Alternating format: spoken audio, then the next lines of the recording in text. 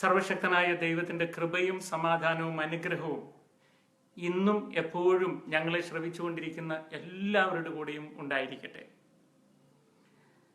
ദൈവത്തിന്റെ മക്കളോട് ഇന്ന് ഈ ദൈവ കുടുംബത്തിന് ചെയ്യാനുള്ള ഉത്തരവാദിത്തം അല്ലെങ്കിൽ ചെയ്യാൻ ആഗ്രഹിക്കുന്ന കാര്യം ഞങ്ങളെ വീക്ഷിക്കുന്ന സകല ദമ്പതിമാരുടെയും നന്മയ്ക്ക് വേണ്ടിയുള്ള പ്രാർത്ഥന അത്രേ ഉള്ളൂ. ഭാര്യ ഭർത്താക്കന്മാരായി നിങ്ങൾ ഭൂമിയിൽ എവിടെ നിന്ന് ഞങ്ങളെ വീക്ഷിക്കുകയാണെങ്കിലും നിങ്ങൾക്ക് വേണ്ടി ഞങ്ങൾ പ്രാർത്ഥിക്കുന്നു. പ്രാർത്ഥന ഇത്രയേ ഉള്ളൂ. ഒരു കാരണവശാലും ഒരു അസ്വസ്ഥതയോ വിഷമോ സങ്കടമോ വരാത്ത ഒരു ജീവിതം നിങ്ങൾക്കുണ്ടാകട്ടെ എന്ന പ്രാർത്ഥന മാത്രം.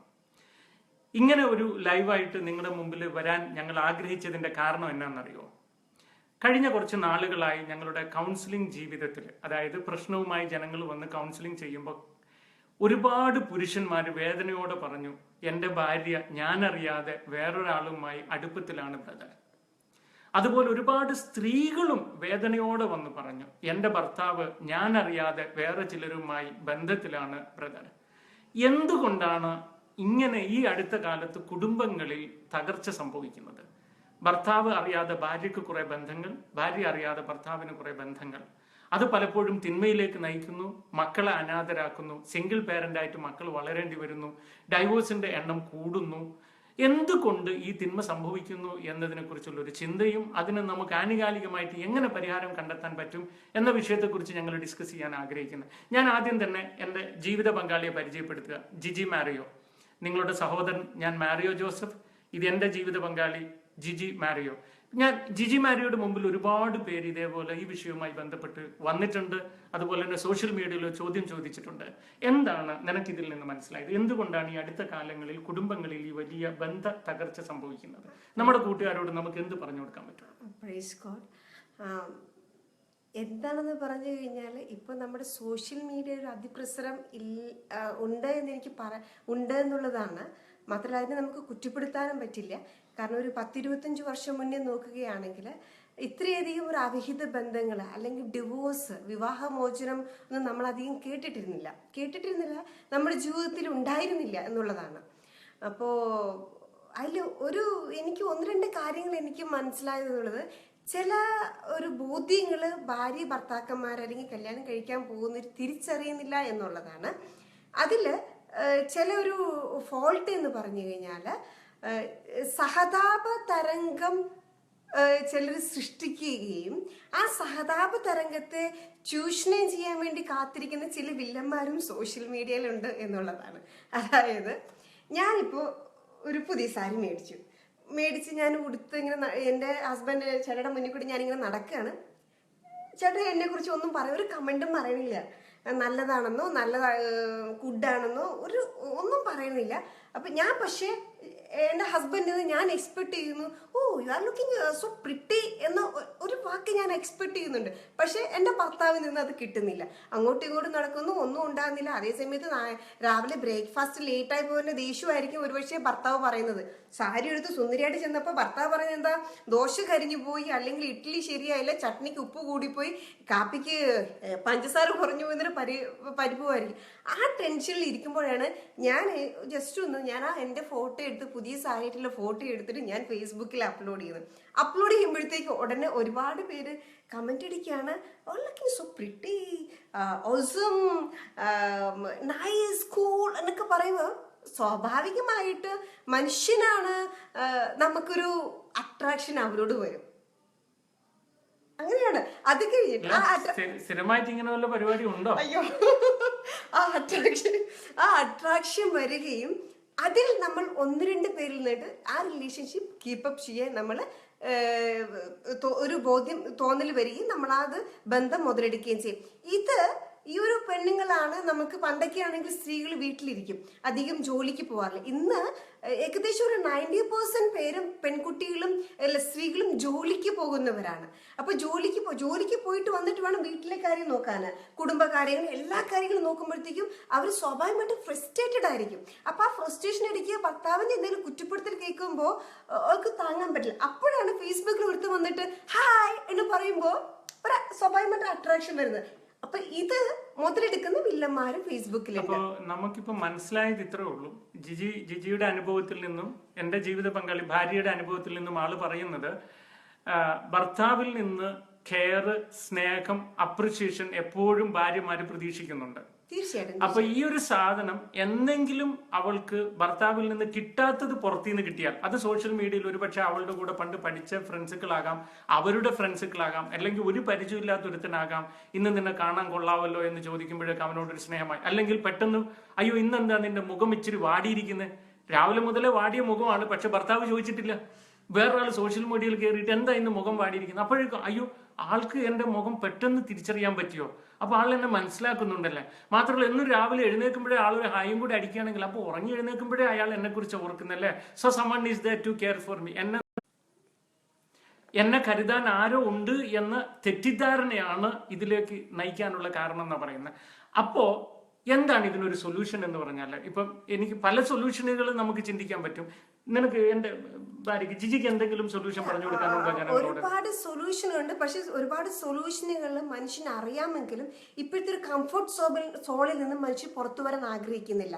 ആ ഒരു മൊമെന്ററി ഒരു എൻജോയ്മെന്റ് ആസ്വദിക്കാൻ ആഗ്രഹിക്കുന്നവരാണ് ഒരുപാട് പേര്. ഓക്കെ, അപ്പോൾ ഈ സോഷ്യൽ മീഡിയയിലൂടെ പെട്ടെന്ന് കിട്ടുന്ന ഒരു മൊമെന്ററി ആയിട്ട് കിട്ടുന്ന ഒരാളുടെ അപ്രിസിയേഷന്റെ പുറകെ പോവുകയാണ്. സ്ഥായിയായിട്ട് അതുകൊണ്ടുണ്ടാവുന്ന ദോഷത്തെ കുറിച്ച് അവർ ചിന്തിക്കുന്നില്ല. അതാണ് ഒന്നാമത്തെ പ്രശ്നം.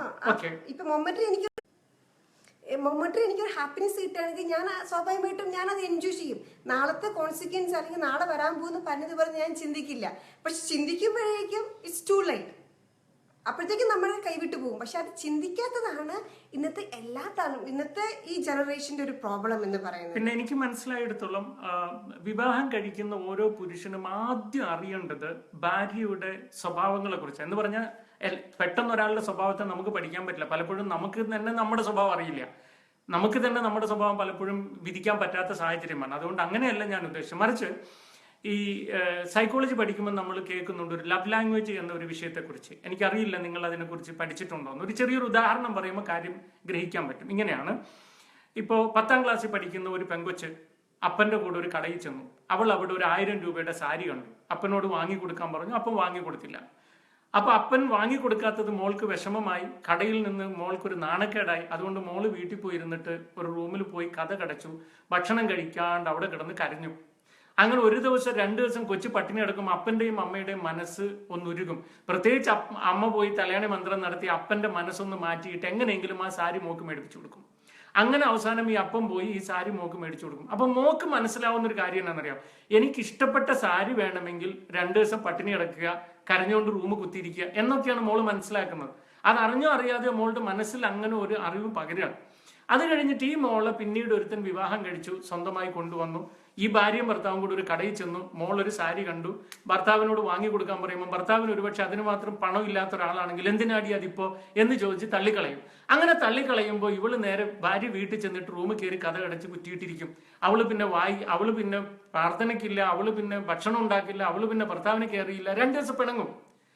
കാരണം അവളുടെ ഉള്ളിൽ എന്താ, ഇഷ്ടപ്പെട്ട സാരി വേണമെങ്കിൽ 2 ദിവസം പിണങ്ങി കിടക്കണം എന്നുള്ളതാണ്. പക്ഷെ ഈ ഭർത്താവിന് അത് അറിയത്തില്ല. കാര്യം മറ്റേത് അപ്പന്റെ സ്വഭാവമാണ്. ഈ ഭർത്താവിന് എങ്ങനെയാ 2 ദിവസം പിണങ്ങി നിൽക്കുമ്പോഴേക്കും ഇവൻ ചിന്തിക്കും, ബ്രോക്കർ പറഞ്ഞില്ലല്ലോ മാനസിക രോഗമുള്ള കുടുംബത്തിൽ നിന്നാ ഞാൻ കിട്ടിയത്. ഇങ്ങനെ അവൻ ചിന്തിക്കുള്ളൂ. അങ്ങനെ ചിന്തിക്കാൻ പറ്റുള്ളൂ നാച്ചുറലി. അവസാനം ഇവന്റെ കൂട്ടുകാരോട് പോയിട്ട് ഭാര്യയുടെ സ്വഭാവത്തെക്കുറിച്ച് പറയുമ്പോൾ കൂട്ടുകാർ പറയും 2 ബോട്ടിൽ ബീർ അടിച്ചോളാൻ പറയും. ബീർ അടിക്കും. ബീർ അടിച്ച് കഴിയുമ്പോഴേക്കും ഇവർ പിന്നെ നോൺസെൻസ് സംസാരങ്ങളായി. പിന്നെ ഈ സംസാരത്തിൽ നിന്നാൽ പിന്നെ വേറെ നമ്മളെന്തിനാ ഈ വീട്ടിലത് അവിടെ ഇരിക്കട്ടെ ഓഫീസിൽ, നമുക്ക് വേറെ ബന്ധങ്ങൾ ഉണ്ടായിക്കൂടെ എന്നായി. ഒരുപക്ഷെ അങ്ങനെ വേറെ അവിഹിത ബന്ധത്തിലേക്ക് അത് പോകും. അല്ല എങ്കിൽ ഡൈവോഴ്സ് പോയി കലാശിക്കും. അപ്പോ വിവാഹം കഴിക്കുന്ന ഓരോ പുരുഷനും അവൻ വിവാഹം കഴിക്കുന്ന ഭാര്യയുടെ അപ്പനും അമ്മയും സഹോദരീ സഹോദരങ്ങളും അപ്പന്റെ ബന്ധുക്കളും അമ്മയുടെ ബന്ധുക്കളും നിങ്ങളുടെ ഭാര്യയെ സ്നേഹിക്കുന്ന മെത്തേഡ് എന്താണെന്ന് നിങ്ങൾ കണ്ടുപഠിക്കണം. ആ മെത്തേഡ് നിങ്ങൾ പഠിച്ചു കഴിഞ്ഞാൽ കുറച്ചും കൂടി എളുപ്പമായിരിക്കും. ഭാര്യയ്ക്ക് ഇഷ്ടമുള്ള ഫുഡ്, ഭാര്യയ്ക്ക് ഇഷ്ടമുള്ള കളറ്, ഭാര്യയ്ക്ക് ഇഷ്ടമുള്ള അങ്കിൾ ആരാ, ഭാര്യയ്ക്ക് ഇഷ്ടമുള്ള ഫംഗ്ഷൻ ഏതാ, ഇങ്ങനെയൊക്കെ ഒന്ന് കണ്ടെത്തി കഴിഞ്ഞാൽ കുറച്ചും കൂടി എളുപ്പം ഉണ്ടാവും കാര്യങ്ങൾ. കെമിസ്ട്രി മാച്ചിങ് ഉണ്ടാവും അവിടെ. അതുപോലെ തന്നെ ഭാര്യയും ചെയ്യേണ്ടതാണ്. ഭർത്താവിന്റെ വീട്ടിൽ ചെന്ന് കഴിഞ്ഞാൽ ഭർത്താവിന്റെ കുടുംബത്തിൽ ആരാണ് കൊള്ളരുതാത്തവർ എന്ന് പരതുന്നതിന് പകരം, അല്ലെങ്കിൽ ഭർത്താവിന്റെ അപ്പന്റെ വീട്ടിലുള്ളവരെ കുറിച്ച് അമ്മയുടെ വീട്ടിലുള്ളവരെ കുറിച്ച് അവരുടെ പരാതിയോ പരിഭവമോ കുറ്റമോ കുറവോ കണ്ടെത്തുന്നതിന് പകരം ഇവരിൽ നിന്നെല്ലാം ഭർത്താവിന് ലഭിച്ചിരിക്കുന്ന സ്നേഹം ഏത് തരത്തിലുള്ളതാണ്, അതേ അനുഭവം എൻ്റെ വീട്ടിൽ എങ്ങനെ എൻ്റെ ഭർത്താവിന് കൊടുക്കാം? അതായത് ഭർത്താവിന്റെ വീട് വിട്ട് എൻ്റെ വീട്ടിൽ വരുമ്പോൾ അയാൾക്ക് ഒരിക്കലും ഒരു അന്യ വീടെന്ന് ഫീൽ ചെയ്യാതിരിക്കാൻ ഞാൻ എന്ത് ചെയ്യണം? അതുപോലെ ഭാര്യ അപ്പനെയും അമ്മനെയും എല്ലാം വിട്ട് നമ്മുടെ കൂടെ ഇറങ്ങി വരുമ്പോൾ നമ്മുടെ വീട്ടിൽ അവൾക്ക് ഒരിക്കലും ഒരു അന്യതാബോധം തോന്നാതെ അവളെ സംരക്ഷിക്കാൻ നമ്മൾ എന്ത് ചെയ്യണമെന്ന് കണ്ടുപഠിക്കേണ്ടത് ഓരോ ഭർത്താവിന്റെയും ഭാര്യയുടെയും ഉത്തരമാണ്. ഇതിന്റെ പേരാണ് ഈ ലവ് ലാംഗ്വേജ് എന്ന് പറയുന്നത്. ഭാര്യയ്ക്ക് മനസ്സിലാക്കാൻ പറ്റുന്ന സ്നേഹത്തിന്റെ ഭാഷ, ഭർത്താവിന് മനസ്സിലാക്കാൻ പറ്റുന്ന സ്നേഹത്തിന്റെ ഭാഷ, ഇത് പരസ്പരം തിരിച്ചറിഞ്ഞാൽ ഈ പറഞ്ഞതുപോലെ ഈ സഹതാപ തരംഗം സൃഷ്ടിച്ച് സോഷ്യൽ മീഡിയയിൽ ഹുക്കുമായി കാത്തിരിക്കുന്നവരുടെ വലയിൽ നമ്മുടെ പെങ്ങന്മാര് കുടുങ്ങാതെ പോയി കിട്ടും, നമ്മളുടെ ബ്രദേഴ്സും കുടുങ്ങാതിരിക്കും. ഇനിയൊരു കാര്യം ഞാൻ പറഞ്ഞോട്ടെ, ഏതെങ്കിലും ഒരു പുരുഷൻ സഹതാപ തരംഗം ഉണ്ടാക്കിയിട്ട് പെങ്ങളെ നിന്നോട് അവൻ വല്ലാണ്ട് കരുണ കാണിച്ച് സ്നേഹിക്കുകയാണെങ്കിൽ ഓർത്തോ, നിന്റെ ഭർത്താവ് ഏതോ ഒരു പെണ്ണിനോട് ഇതേപോലെ സഹതാപ തരംഗം ഉണ്ടാക്കിയിട്ട് കൊഞ്ചി കൊഴയുന്നുണ്ടാവും, സംശയം വേണ്ട. മാത്രമല്ല, ഏതെങ്കിലും ഒരു പുരുഷൻ ഒരു അന്യ സ്ത്രീയോട് അല്പം സ്നേഹത്തോടെ കരുണയോടൊക്കെ ഇങ്ങനെ പെരുമാറുന്നുണ്ട് സോഷ്യൽ മീഡിയയിലൂടെ, ഓർത്തോ നിന്റെ ഭാര്യ എവിടെയോ ഇരുന്ന് ഇതേ പരിപാടി ഒപ്പിക്കുന്നുണ്ട്. കാരണം ഇതൊരു സർക്കിളിൽ കിടക്കുന്ന സംഭവമാണ്. അതായത് ഈശോയെ നോക്കിയിട്ട് സ്നാപക യോഹന്നാൻ പറയുന്നുണ്ട്, ഇതാ ലോകത്തിന്റെ പാപം നീക്കുന്ന കുഞ്ഞാടെന്ന്. ഇതാ മനുഷ്യന്റെ പാപം നീക്കുന്നതെന്നല്ല പറഞ്ഞ, ലോകത്തിന്റെ പാപം നീക്കുന്നതെന്ന്. അപ്പൊ ഈ വേൾഡ് സിൻ എന്ന് പറഞ്ഞിട്ട് സാധനമുണ്ട്, ലോകത്തിന്റെ ഒരു പാപം. ഇപ്പൊ ഒരു ഫാക്ടറിയുടെ പരിസരത്ത് നിങ്ങൾ താമസിച്ചാൽ നിങ്ങൾ ഇഷ്ടപ്പെട്ടാലും ഇല്ലെങ്കിലും ആ ഫാക്ടറിയിൽ നിന്ന് പുറത്തിറങ്ങുന്ന പുക ശ്വസിച്ചേ പറ്റൂ എന്ന് പറഞ്ഞതുപോലെ, നിങ്ങൾ ഒരു തെറ്റ് ചെയ്യുമ്പോൾ അത് നിങ്ങളുടെ കുടുംബത്തിലുള്ളവർ വഹിച്ചേ പറ്റും, കുടുംബത്തിലുള്ളവർ തെറ്റ് ചെയ്യുമ്പോൾ അത് നിങ്ങളും വഹിച്ചേ പറ്റൂ. ഇതൊരു കോസ്മിക് സിന്നാണ്. അതുകൊണ്ട് ഏതെങ്കിലും തരത്തിൽ എൻ്റെ സഹോദരന്മാർക്ക് ആർക്കെങ്കിലും ഒരു സ്ത്രീയോട് ഒരു പ്രത്യേക കരുണയും വാത്സല്യവും ഭാര്യയല്ലാത്തൊരു സ്ത്രീയോട് തോന്നുകയാണെങ്കിൽ ഓർത്തോണം, നിന്റെ ഭാര്യക്ക് ആരോടും അത് തോന്നുന്നുണ്ടാവും.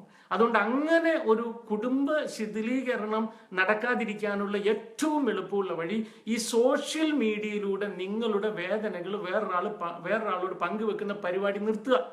എൻ്റെ ഭർത്താവ് ഇന്ന് എന്നോട് പിണങ്ങി, അല്ലെങ്കിൽ കരഞ്ഞു, അല്ലെങ്കിൽ എൻ്റെ ഭാര്യ ഇന്ന് എന്നോട് മിണ്ടിയില്ല, ഇങ്ങനെ പറയുന്നത് ആരാണോ അത് മൈൻഡ് ചെയ്യാതിരിക്കുകയാണ് ആദ്യം ചെയ്യേണ്ടത്. കാരണം അറിയാം നിങ്ങൾക്ക്, ഈ കുറച്ചു നാൾ മുമ്പ് ശ്രീകണ്ഠനായ ഷോ കണ്ടുകൊണ്ടിരുന്നപ്പോൾ ആരോ ഒരാൾ എനിക്ക് വാട്സപ്പിൽ അയച്ചതെന്നാണ് ആ വീഡിയോ കണ്ടത്.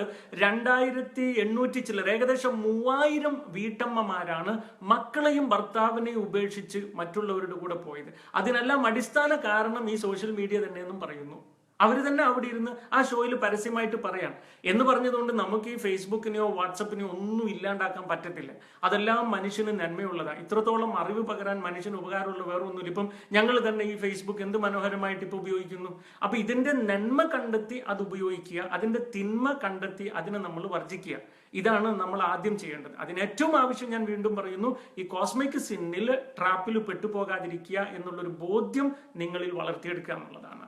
പിന്നെ എന്തെങ്കിലും പ്രത്യേകിച്ച് നമ്മുടെ കൂട്ടുകാരോട് പറയാനുണ്ടോ ഈ വിഷയത്തിൽ? തീർച്ചയായിട്ടും നമ്മളെല്ലാവരും പെർഫെക്റ്റ് അല്ല.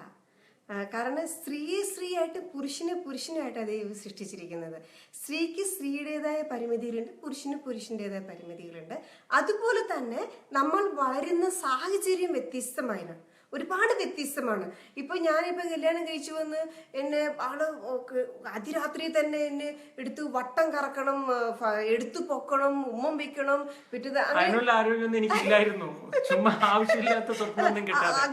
അങ്ങനെയൊക്കെ കൊതിച്ചു വരിക. പെട്ടെന്ന് അങ്ങനെ അല്ലാതായിരിക്കും. കാരണം ആള് വരുന്ന ഒരു പക്ഷെ പട്ടാള ചിട്ടയിൽ നിന്നായിരിക്കും.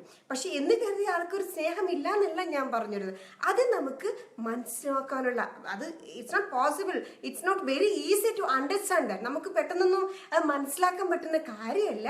പക്ഷെ നമുക്കത് പുരുഷന്റെ ക്യാരക്ടർ അല്ലെങ്കിൽ പുരുഷന്റെ നേച്ചർ എന്തൊക്കെയാണ്, അവരുടെ ലിമിറ്റേഷൻസ് അറിയുക എന്നുള്ളതാണ്. എടുത്തു ചാടി ഇല്ലെങ്കിൽ ഞാൻ അങ്ങനെ ചെയ്യും ഇങ്ങനെ ചെയ്യും എന്ന് പറഞ്ഞ് പോകുമ്പോഴാണ് വിവാഹമോചനം സംഭവിക്കുന്നത്. എനിക്ക് ഏറ്റവും അൾട്ടിമേറ്റ്ലി വേണ്ടതെന്ന് പറഞ്ഞു കഴിഞ്ഞാൽ ദൈവാവബോധമാണ്.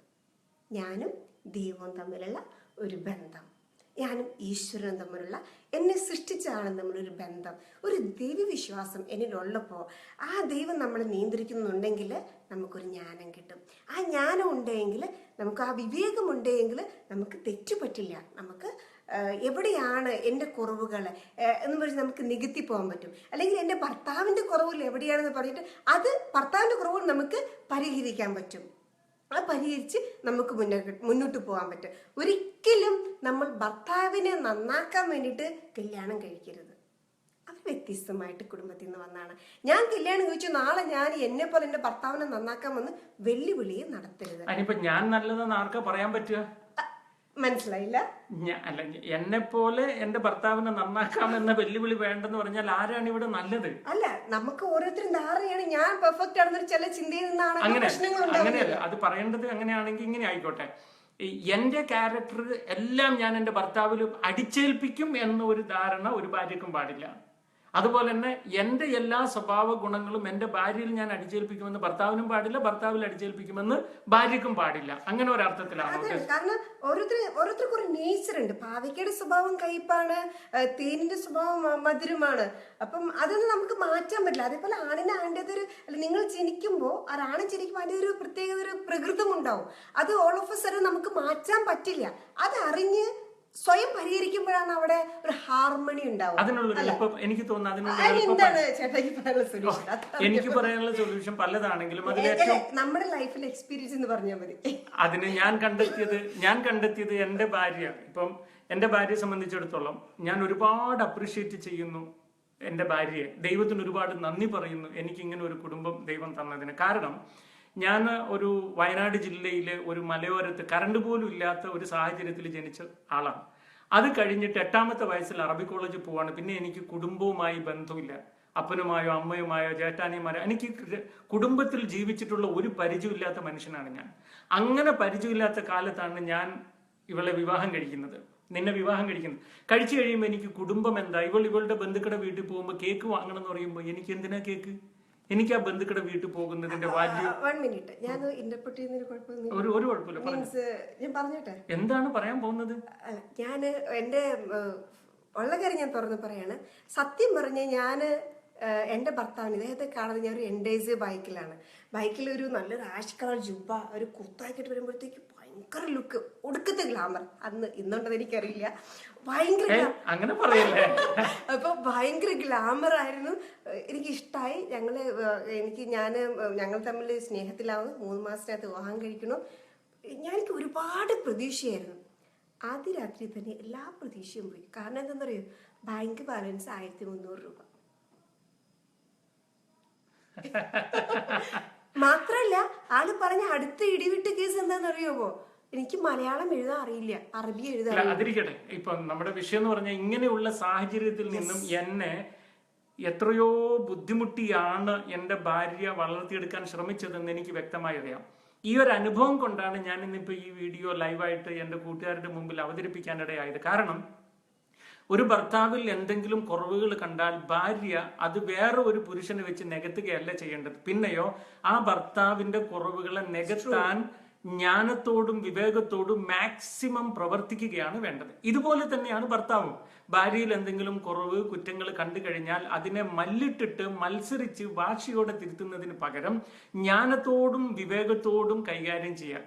കാരണം അങ്ങനെ കൈകാര്യം ചെയ്താൽ നമുക്ക് ജീവിതത്തിൽ വിജയിക്കാൻ പറ്റും. അങ്ങനെ ആർക്കെങ്കിലും കൈകാര്യം ചെയ്യണമെന്ന് ആഗ്രഹമുണ്ടോ? ഇപ്പോൾ കുറച്ച് പേരുടെ കമന്റ് ഞാൻ ഇങ്ങനെ വായിക്കായിരുന്നു. ഒത്തിരി എനിക്ക് വായിക്കാൻ പറ്റില്ല പെട്ടെന്ന് വരുന്ന കൂട്ടത്തിൽ. നമുക്ക് എങ്ങനെയാണ് ഒരു സ്ത്രീയുടെ ക്യാരക്ടർ മനസ്സിലാകുക, എങ്ങനെയാണ് ഒരു പുരുഷന്റെ ക്യാരക്ടർ മനസ്സിലാകുക, എങ്ങനെ നമുക്ക് അവരെ സ്നേഹിക്കാന്നൊക്കെ ചിലരുടെ കമന്റുകൾ ഞാനിങ്ങനെ കണ്ടുകൊണ്ടുപോയി. കമന്റ് അടിച്ചവരുടെ പേരൊന്നും വായിക്കാൻ പറ്റില്ല, ഇതിങ്ങനെ മാറി മാറി പോകുന്നത് കൊണ്ട്. എന്നാലും വായിച്ച കമന്റിന് ഒരു ഉത്തരം പറയുകയാണ്. വളരെ സിമ്പിളാണ്. ബൈബിളിനകത്ത് ഒരു പുസ്തകമുണ്ട്, ഒരു ചെറിയ പുസ്തകം. അതിന്റെ പേര് സുഭാഷിതങ്ങൾ എന്നാണ്. സുഭാഷിതങ്ങൾ. ഈ സുഭാഷിതങ്ങളുടെ പുസ്തകത്തിന് മൊത്തം 30 അധ്യായമേ ഉള്ളൂ. അപ്പൊ ഒരു ദിവസം ഒരധ്യായം വെച്ച് നിങ്ങളൊന്ന് വായിച്ചു നോക്കാവൂ. ഒരു ദിവസം ഒരധ്യായം. ആദ്യത്തെ ദിവസം 1-ാം അധ്യായം വായിക്കുക, 2-ാം ദിവസം 2-ാം അധ്യായം വായിക്കുക. എങ്ങാനും 3-ാം ദിവസം നിങ്ങൾ വായിക്കാൻ മറന്നുപോയി, അല്പം തിരക്കുകൊണ്ടോ ബുദ്ധിമുട്ടുകൊണ്ടോ മറന്നുപോയാൽ 4-ാം ദിവസം 3-ഉം 4-ഉം എടുത്ത് വായിക്കണം. കാരണം ഗ്യാപ്പ് ഇടാണ്ട് 30 ഡേയ്സ് കൊണ്ട് 30 ചാപ്റ്റേഴ്സ് വായിച്ചിരിക്കണം. അതിങ്ങനെ വായിച്ചു പോകുമ്പോൾ നമ്മളിൽ ഉണ്ടാകേണ്ട ചില ഗുണങ്ങള്, വിവേകപരമായി പെരുമാറേണ്ട പെരുമാറ്റ ചട്ടങ്ങളെ കുറിച്ച് അതിൽ പഠിപ്പിക്കും. അങ്ങനെ നിങ്ങൾ ഒരു 30 ദിവസം വായിച്ചിട്ട് നിങ്ങൾക്ക് വീണ്ടും വായിക്കാൻ തോന്നിയാൽ വീണ്ടും അടുത്തൊരു 30 ദിവസം ഇതിങ്ങനെ വായിക്കണം. മാക്സിമം പോയ ഒരു 10-15 മിനിറ്റ് ഒരു ദിവസം ഇതിനു വേണ്ടി ചെലവഴിക്കേണ്ടി വരുള്ളൂ. ഇപ്പോൾ ജീസസ് യൂത്തുകാർ വലിയൊരു നന്മ ചെയ്തിരിക്കുന്നത് മൊബൈൽ ആപ്പായിട്ട് ബൈബിളിനെ POC ബൈബിളിനെ ഇറക്കിയിട്ടുണ്ട്. ഇപ്പൊ നിങ്ങളുടെ മൊബൈലിൽ ഡൗൺലോഡ് ചെയ്ത് രാവിലെ ഉറക്കത്തിൽ നിന്ന് എഴുന്നേറ്റ് ഉടനെ വേണമെങ്കിൽ നിങ്ങൾക്ക് ഈ സുഭാഷിതം ഒരു അധ്യായം എടുത്ത് വായിക്കാം. 1-ാം അധ്യായം ഒരു ദിവസം, 2-ാം അധ്യായം 2 ദിവസം, 3 ഇങ്ങനെ 30 അധ്യായം 30 ദിവസം കൊണ്ട് വായിച്ചു തീർക്കുക. ഒരു ട്രിപ്പ് അല്ല, വേണ്ടി വന്ന 2 ട്രിപ്പ്. ഇങ്ങനെ വായിച്ചാലുള്ള ഗുണം എന്നാന്ന് പറയാം. എന്റെ വ്യക്തിപരമായ അനുഭവത്തിൽ നിന്ന്, അല്ല ഞങ്ങളുടെ കുടുംബ ജീവിതത്തിലെ വ്യക്തിപരമായി ഞങ്ങൾക്കുള്ള അനുഭവങ്ങളിൽ നിന്ന് പറയാണ്.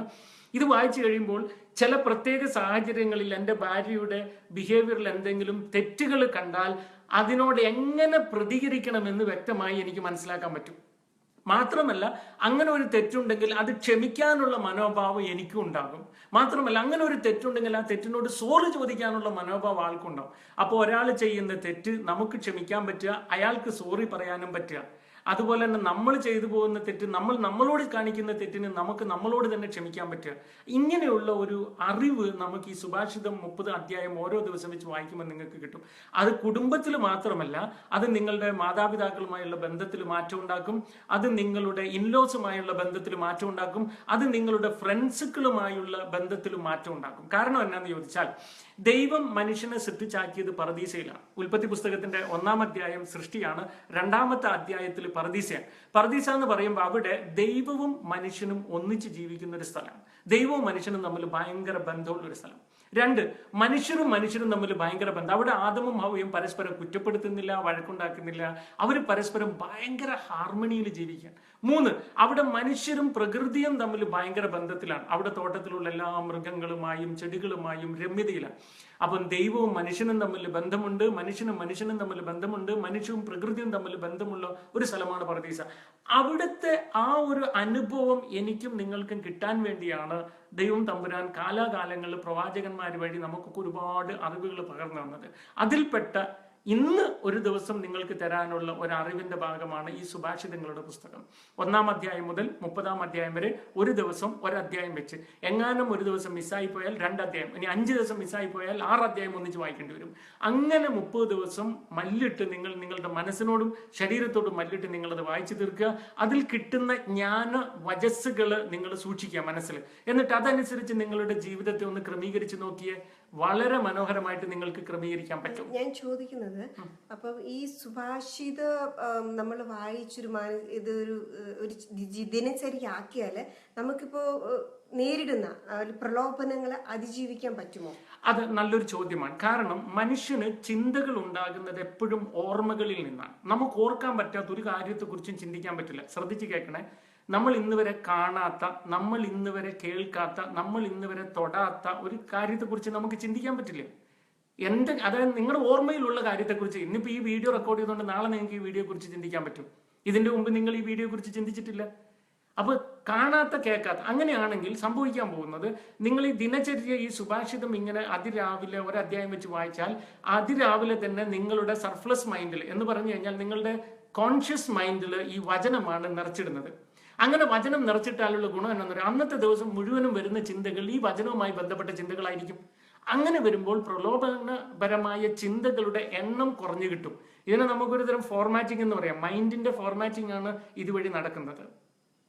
ഇനി എന്തെങ്കിലും പ്രത്യേകിച്ച് ജിജിക്ക് നമ്മുടെ കൂട്ടുകാരോട് പറയാനുണ്ടോ? അല്ല, എനിക്ക് പ്രത്യേകിച്ചൊന്നും പറയാനല്ല. ഇത് തന്നെയാണ് ഏറ്റവും വലിയ, നമുക്കിപ്പോൾ സോഷ്യൽ മീഡിയ അല്ലെങ്കിൽ ഇപ്പോഴത്തെ ഒരു എന്താ പറയുക ടെക്നോളജി വളർന്ന കാലത്ത് നമുക്ക് പ്രലോഭനങ്ങളുണ്ടാവും. മനുഷ്യനാണ്. അതുകൊണ്ട് തന്നെ നമുക്കത് എങ്ങനെ അതിജീവിക്കാം, അതെല്ലാം നമുക്കിപ്പോൾ നേരിടുന്ന ഫാമിലി പ്രശ്നങ്ങൾ അതിൻ്റെ ഒരു കാര്യങ്ങളാണ് മരിയോ ചേട്ടായി പറഞ്ഞു തന്ന് സുഭാഷിതങ്ങൾ വായിക്കുക. കാരണം നമ്മുടെ ചിന്തകളിൽ നിന്നാണ് നമ്മുടെ പ്രവൃത്തിയിൽ ഉണ്ടാകുക, പ്രവൃത്തിയിലാണ് നമ്മുടെ പെരുമാറ്റം പിന്നെ നമ്മുടെ ദിനചര്യയായിട്ട് മാറുന്നു. അങ്ങനെയാണ് നമ്മുടെ ലൈഫ് കണ്ടിന്യൂ ആയി പോകുന്നത്. അപ്പോൾ നമ്മൾ സുഭാഷിതം വായിക്കുകയാണെങ്കിൽ, അല്ലെങ്കിൽ ഏറ്റവും നല്ല മനോഹരമായ വാക്കുകൾ, ജ്ഞാനമുള്ള വാക്കുകൾ വായിക്കുമ്പോൾ ജ്ഞാനത്തോടുകൂടി നമുക്ക് ചിന്തിക്കാൻ പറ്റും. അതാണ് ഇപ്പൊ വ്യക്തമാക്കിയത്, അല്ലേ? അത്രേ ഉള്ളൂ. അപ്പൊ മാക്സിമം നമ്മളുടെ മൈൻഡിനൊന്ന് റീഫോർമേറ്റ്. ഇപ്പൊ എന്താ സംഭവിക്കുന്നതെന്ന് വെച്ചാൽ, ഇപ്പൊ ഞങ്ങൾ കേട്ടുകൊണ്ടിരിക്കുന്ന എന്റെ സുഹൃത്തുക്കൾ, അത് ആൺപിള്ളേരായാലും പെൺപിള്ളേരായാലും, ഞാനൊരു കാര്യം പറഞ്ഞോട്ടെ. കേരളത്തിന്റെ സാഹചര്യം എടുത്തു നോക്കിക്കഴിഞ്ഞാൽ, ഇന്ത്യയിൽ തന്നെ എടുത്തു നോക്കിയാൽ ബ്ലൂ ഫിലിം, അതായത് മോശമായ ചിത്രം ഏറ്റവും കൂടുതൽ ഇപ്പോൾ കാണുന്നത് പെൺപിള്ളേരാന്നാ പറയുന്നത്. ആൺപിള്ളേരും കുറവല്ല. കാരണം ഈ മൊബൈൽ കയ്യിലുണ്ട്. പ്രത്യേകിച്ച് ഈ അംബാനി എല്ലാം ജിയോ സിം പോലുള്ള സാധനങ്ങളൊക്കെ വെറുതെ തന്നതുകൊണ്ട് നമുക്ക് ഇഷ്ടമുള്ള സൈറ്റുകൾ, അത് സ്ഥിരം വരുന്ന കേസായതുകൊണ്ടാണ് പറയുന്നത്. അപ്പൊ ഇങ്ങനെ ആവശ്യമില്ലാത്തത് കാണുക, ആവശ്യമില്ലാത്തത് വായിക്കുക. അപ്പൊ ഇത് തന്നെ മനസ്സിലുണ്ടാവുള്ളൂ. രാവിലെ മുതൽ മോശമായത് ചിന്തിക്കുക. ഇന്ന് ഞാൻ പത്രത്തിൽ വായിച്ചു, പ്രായപൂർത്തിയാകാത്ത ഒരു സ്കൂൾ വിദ്യാർത്ഥിനെ 18 പേർ ചേർന്ന് പീഡിപ്പിച്ചു എന്ന് പറഞ്ഞിട്ട്. അങ്ങനെ ആ 18 പേരെ സംബന്ധിച്ചിടത്തോളം അവരൊരു പക്ഷെ ഇച്ചിരി ആൽക്കഹോളും കുടിച്ച് കാണും. മാത്രമല്ല ഇങ്ങനെയുള്ള മോശമായ പിക്ചറുകൾ കണ്ടിട്ട് അനിയന്ത്രിതമായ സാഹചര്യത്തിലായിരിക്കും അവർ. അതുകൊണ്ട് നിങ്ങൾക്ക് ഒരു നല്ല കുടുംബജീവിതം ഡെവലപ്പ് ചെയ്യണമെങ്കിൽ ഏറ്റവും നല്ലത് എന്നാണെന്നറിയോ, നിങ്ങളുടെ മനസ്സിലേക്ക് നിങ്ങൾ ഇട്ടുകൊടുക്കുന്നതിനെ ഒന്ന് ഹരിച്ചിട്ടെടുക്കുക. കണ്ട ചല്ല് പുല്ല് സാധനങ്ങളെല്ലാം കൂടെ മനസ്സിലേക്ക് വാരി ഇടാൻ പാടില്ല. മറിച്ച് നിങ്ങൾ പഠിക്കുകയും കാണുകയും കേൾക്കുകയും ഒക്കെ ചെയ്യുന്ന കാര്യം ഉപകാരപ്രദമാണോ എന്ന് ആലോചിച്ചിട്ട് സ്വീകരിക്കാൻ നോക്കുക. അതാണ് ജീവിത വിജയത്തിന് ഏറ്റവും നമുക്ക് ആവശ്യം. അല്ല, ഞാൻ ഈയിടയ്ക്ക് ഞാൻ എവിടെ ഫേസ്ബുക്കിലാണോ പത്രത്തിലാണോ എന്നറിയില്ല, ഞാൻ വായിച്ച കാര്യം എന്താണെന്ന് വെച്ചാൽ കൊച്ചിയിൽ സെക്സും ഡ്രഗ്സും ഇല്ലാതെ ജീവിക്കാൻ പറ്റില്ല അത്രേ. സെക്സും ഡ്രഗ്സും ഇല്ല, അതും യുവജനങ്ങൾക്കിടയിൽ എന്നാണ് പറയുന്നത്. ഇപ്പൊ തന്നെ മലയാള മനോരമ ന്യൂസിൽ ഡെയിലി നമുക്ക് ഒരു റൈറ്റപ്പ് തന്നെ വരുന്നുണ്ട്. ലഹരിയുടെ ഇല്ലാത്ത കേരളം എന്നൊക്കെ പറഞ്ഞിട്ട് ഒരുപാട് റൈറ്റപ്പ് വരുന്നുണ്ട്, നമ്മൾ വായിക്കുന്നുണ്ട്. അപ്പോൾ അത് എന്തുകൊണ്ട് അങ്ങനെ സംഭവിക്കുന്നു? ആ കുട്ടികളാണ് വിവാഹം കഴിക്കുന്നത്, ആ കുട്ടികളാണ് വിവാഹം മോചിതരാകുന്നത്, അവർ തന്നെയാണ് അവിഹിത ബന്ധത്തിൽ കൂടെ പോകുന്നത്. നമ്മൾ പറഞ്ഞിട്ട് കാര്യമില്ല. അപ്പം അത് നമ്മൾ എന്തുകൊണ്ട് സംഭവിക്കുന്നു എന്നുള്ള കാര്യം കൂടെ നമ്മൾ ചിന്തിക്കേണ്ട കാര്യമുണ്ട്. അതിനെക്കുറിച്ച് എന്താ പറയാനുള്ളത്? നമുക്ക് ഈ വിഷയങ്ങളിൽ ഇപ്പൊ ഏതായാലും എൻ്റെ സമയത്തിന്റെ പരിമിതി കൊണ്ട് ഞാൻ ഇതിവിടെ നിർത്തുകയാണ്. ഞങ്ങൾ കുടുംബമായിട്ട് എന്നും ലോകത്തിൽ ഞങ്ങളുടെ ഫ്രണ്ട് സർക്കിളുകളിലുള്ള കുടുംബങ്ങളുടെ നന്മയ്ക്ക് വേണ്ടി പ്രവർത്തിക്കാൻ തയ്യാറാണ്. കാരണം സർവശക്തനായ ദൈവം ഞങ്ങളെ ഒന്നിപ്പിച്ചു വിട്ടിരിക്കുന്നതും അവന്റെ രാജ്യത്തിന് വേണ്ടി ജോലി ചെയ്യാനാണ്, അവന്റെ മക്കളുടെ നന്മയ്ക്ക് വേണ്ടി പ്രവർത്തിക്കാനാണ്. അതുകൊണ്ട് എവിടെയായിരുന്നാലും നിങ്ങളുടെ നന്മയ്ക്ക് വേണ്ടി പ്രാർത്ഥിക്കുക എന്നതാണ് ഞങ്ങളുടെ ഉത്തരവാദിത്തം. ഈ നിമിഷം ഇപ്പോൾ ഇത്ര നേരം ഞങ്ങൾ വഴി ദൈവവചനം കേൾക്കുകയും ഈ പ്രാർത്ഥനയിൽ പങ്കുചേരുകയും ചെയ്തവർക്ക് വേണ്ടി ആത്മാർത്ഥമായി പ്രാർത്ഥിക്കുന്ന നിമിഷമാണിത്. സർവശക്തനായ ദൈവമേ, ഇന്ന് സോഷ്യൽ മീഡിയ വഴി ഫേസ്ബുക്ക് വഴി വചനം ശ്രവിച്ച എല്ലാ മക്കളെയും അങ്ങയുടെ കരങ്ങളിലേക്ക് സമർപ്പിക്കുന്നു. ഇത് സേവായിരുന്ന് പിന്നീട് ഷെയർ ചെയ്ത് മറ്റുള്ളവരുടെ കയ്യിലെത്തുമ്പോൾ ആരൊക്കെ ഇത് വാച്ച് ചെയ്യുന്നു അവരെ എല്ലാം അങ്ങയുടെ കരങ്ങളിലേക്ക് സമർപ്പിക്കുന്നു. പ്രത്യേകിച്ച് ഇവരുടെ കൂട്ടത്തിൽ ആരെങ്കിലും ഭാര്യയും ഭർത്താവുമായുള്ള ദാമ്പത്യ ജീവിതത്തിൽ മനസ്സുകൊണ്ട് അകന്ന് ജീവിക്കുന്നുണ്ടെങ്കിൽ, സമൂഹത്തിൽ ഒരുപക്ഷെ അവർ ഒന്നിച്ചായിരിക്കാം ജീവിക്കുന്നത്, മാതാപിതാക്കളുടെ മുമ്പിൽ സ്നേഹത്തോടെ ആയിരിക്കാം, മക്കളുടെ മുമ്പിൽ സ്നേഹത്തോടെ ആയിരിക്കാം, പക്ഷേ അവർ മനസ്സുകൊണ്ട് അകന്ന് ആരെങ്കിലും ജീവിക്കുന്നുണ്ടെങ്കിൽ അങ്ങ് വാഗ്ദാനം ചെയ്ത പരിശുദ്ധാത്മാവെന്ന സഹായകനെ ഇപ്പോൾ അവരിലേക്ക് അയക്കണമേ. ശക്തനായവനാണ് സഹായകൻ, ശക്തി പകരുന്നവനാണ് സഹായകൻ, അഭിഷേകം പകരുന്നവനാണ് സഹായകൻ, ജ്ഞാനം പകരുന്നവനാണ് സഹായകൻ, വിവേകം പകരുന്നവനാണ് സഹായകൻ, സമാധാനം നിറക്കുന്നവനാണ് സഹായകൻ. സമാധാനത്തിന്റെ നാഥ, അങ്ങ് വാഗ്ദാനം ചെയ്ത പരിശുദ്ധാത്മാവിനെ അവരിലേക്ക് ഇപ്പോൾ വർഷിക്കണമേ. അവരുടെ ഉള്ളിലുള്ള വെറുപ്പും വൈരാഗ്യങ്ങളും എടുത്തു മാറ്റണമേ. എൻ്റെ പിതാവിനാൽ നടപ്പെടാത്ത സകല ചെടികളും പിഴുതെറിയുമെന്ന് പറഞ്ഞ ഈശോയെ, ഏതെങ്കിലും തരത്തിൽ പിശാചിനാൽ നടപ്പെട്ട വെറുപ്പോ വൈരാഗ്യമോ നീരസമോ സങ്കടമോ ചീത്തയായ ഓർമ്മകളോ ഇപ്പോൾ കൈകോർത്തിരുന്ന് പ്രാർത്ഥിക്കുന്ന ഏതെങ്കിലും ദമ്പതിമാരുടെ മനസ്സിലുണ്ടെങ്കിൽ അതിപ്പോൾ തന്നെ അങ്ങ് പിഴുതെറിയണമേ. ഒരുപക്ഷെ ഭർത്താവ് ഒറ്റയ്ക്കിരുന്ന് ഭാര്യയെ മനസ്സിലോർത്ത് പ്രാർത്ഥിക്കുന്നുണ്ടാകാം. ആ ഭർത്താവിനെ അങ്ങ് അനുഗ്രഹിക്കുക. സാന്ദ്ര അനുഭവം ഇപ്പോൾ ഞങ്ങളോട് ചേർന്ന് പ്രാർത്ഥിക്കുന്ന സകല കുടുംബങ്ങൾക്കും നൽകണമേ എന്ന് പ്രാർത്ഥിക്കുന്നു. അങ്ങ് പറഞ്ഞതുപോലെ ഞങ്ങളുടെ സകല പ്രാർത്ഥന